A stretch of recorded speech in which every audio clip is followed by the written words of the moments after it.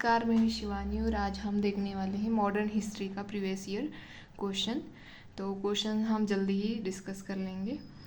Important है, socio religious reform movement जो हुई थी उसी के ऊपर बेस्ड है ये, तो इसीलिए मैंने सोचा कि इसको डिस्कस कर लेते हैं।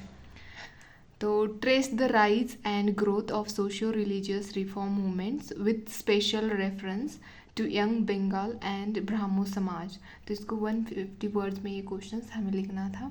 हालांकि मैंने थोड़ा ज़्यादा ही लिखा है ताकि प्रीलिम्स के लिए भी आपको हेल्पफुल हो, और ऐसे भी नहीं है कि मेंस में नहीं लिखोगे तो कोई फ़ायदा नहीं है, लिखोगे तो बेनिफिट तो ऑफ कोर्स होगा ही।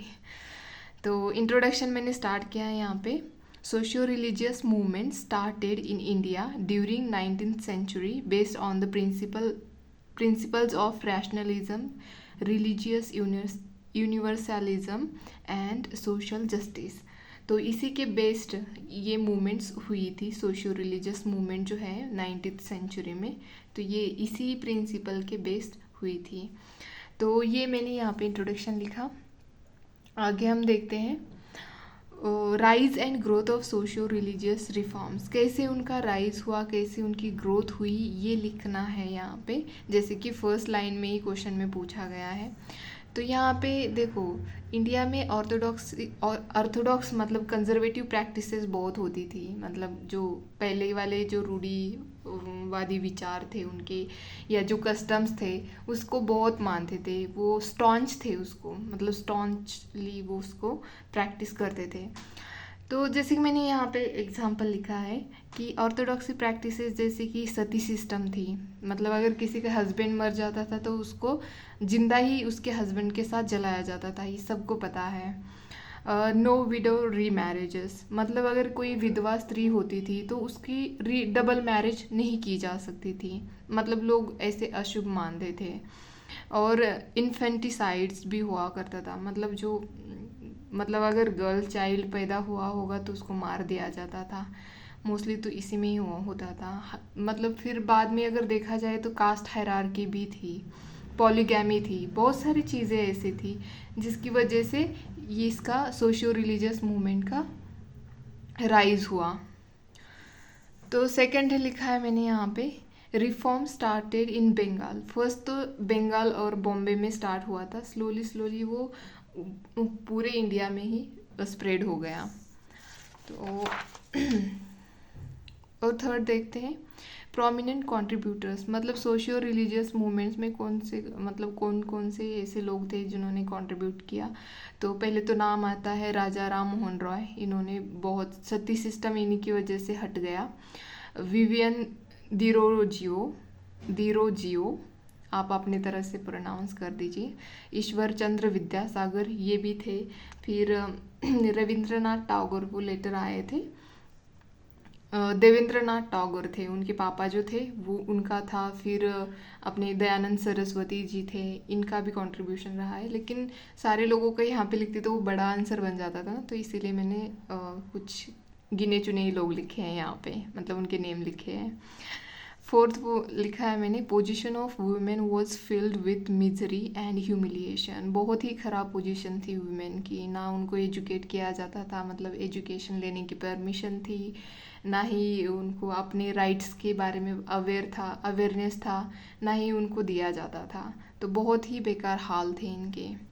और इतनी मतलब कोई हाइजीनिकली रहना चाहिए, ये सब कुछ भी नहीं पता था इनको। बिल्कुल बहुत ही बेकार हाल थे, ऐसे कह सकते हैं हम। तो इसमें ब्राह्मो समाज ने क्या रोल किया, मतलब क्या रोल प्ले किया।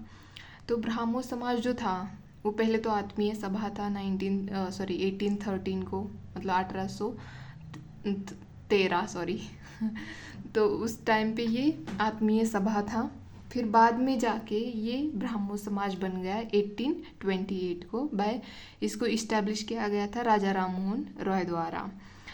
तो आगे इसके ब्रांचेस भी बनी हैं, बट वो इम्पोर्टेंट, मतलब इस क्वेश्चन में लिखना इतना इम्पोर्टेंट नहीं लगा, और जितना कंसाइज लिखेंगे उतना बेहतर रहेगा, इसलिए मैंने नहीं लिखा, वो आप देख लेना। फिर यहाँ पे लिखा है, this Samaj criticised idolatry and denounced social evils such as sati, child marriage, मैंने उल्टा लिख दिया सॉरी ये सब चीज़ों को उन्होंने मतलब वो मानते नहीं थे, बिल्कुल इसका क्रिटिसिज्म करते थे। तो इसका ब्राह्मो समाज का अगर एजेंडा देखा जाए तो क्या था, तो इसमें फर्स्ट इनका एजेंडा यही था कि हिंदुइज़्म को प्यूरिफाई करना, मतलब कोई उसको मतलब नई चीज़ें कुछ ऐड नहीं करनी थी इनको, जस्ट अपने हिंदुइज़्म में जो भी मतलब गलत चीज़ें हो रही है उसको प्यूरिफाई करना, यही इसका एजेंडा था ब्राह्मो समाज का। एंड प्रीच मोनोथीज़म, मोनोथीज़म क्या होता है कमेंट बॉक्स में आप बताना मुझे, ठीक है। बेस्ड ऑन उपनिषदा एंड वेदास, मतलब ब्राह्मो समाज जो था वो उपनिषद एंड वेदास को ही मानते थे और इसी को फॉलो करते थे। तो ये याद रखना, प्रीलिम्स के लिए ये इम्पॉर्टेंट चीज़ें हैं, जैसे कि ये एजेंडा क्या था, ये प्रीच मोनोथीज़म ये भी था, और फिर ये उपनिषद वेदास, और ये चीज़ें भी प्रीलिम्स के लिए इम्पॉर्टेंट है। फिर देखते हैं यंग बंगाल मूवमेंट, इसका क्या रोल रहा, तो ये एक्चुअली फाउंड की थी विवियन देरोजियो इन 1820, और ये किस कॉलेज में लेक्चरर थे आप कमेंट बॉक्स में मुझे बताना। Aim to promote rationalism, secularism and humanism, तो इनका कहना था कि थिंकिंग चेंज होनी चाहिए इंसान की, रैशनली थिंक सोचना चाहिए इंसान को, तो ये कहते थे ये, और सारे धर्म इक्वल होने चाहिए, ना ही मतलब ये हिंदुइज़्म या मुस्लिम या अदर रिलीजन ऐसे नहीं करना चाहिए, ये इनका कहना था। और इन्होंने अपोज किया था या क्रिटिसिज्म भी किया था, ऐसे भी कह सकते हैं हम। सुपरस्टिशंस मतलब अंधश्रद्धा नहीं माननी चाहिए, कास्ट सिस्टम, कस्टम्स, ये जो थे इन चीज़ों को मानना नहीं चाहिए।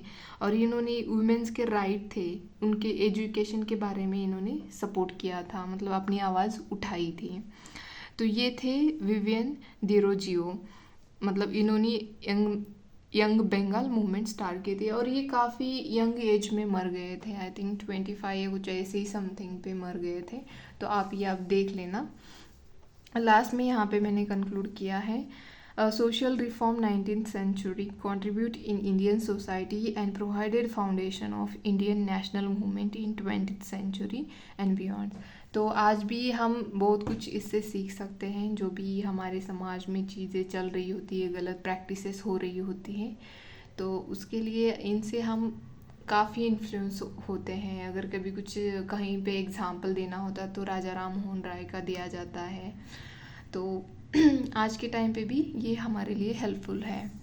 तो ये था आज का क्वेश्चन डिस्कशन, होप कि आपको पसंद आए। अगर पसंद आता है तो प्लीज़ लाइक शेयर सब्सक्राइब करें, और आपकी मैं ज़्यादा समय इसीलिए नहीं ले रही हूँ ताकि आपको पढ़ना भी होता है ना, तो अच्छे से पढ़े, प्रीलिम्स के लिए अच्छे से रिवाइज़ करें, और नए चीज़ें मत उठाइए, जो भी आपने पढ़ा है उसको अच्छे से रिवाइज़ करें, मल्टीपल टाइम्स रिवीजन करें, थोड़ा करें बट अच्छे से करें, ताकि उससे आपके क्वेश्चन सॉल्व होने चाहिए।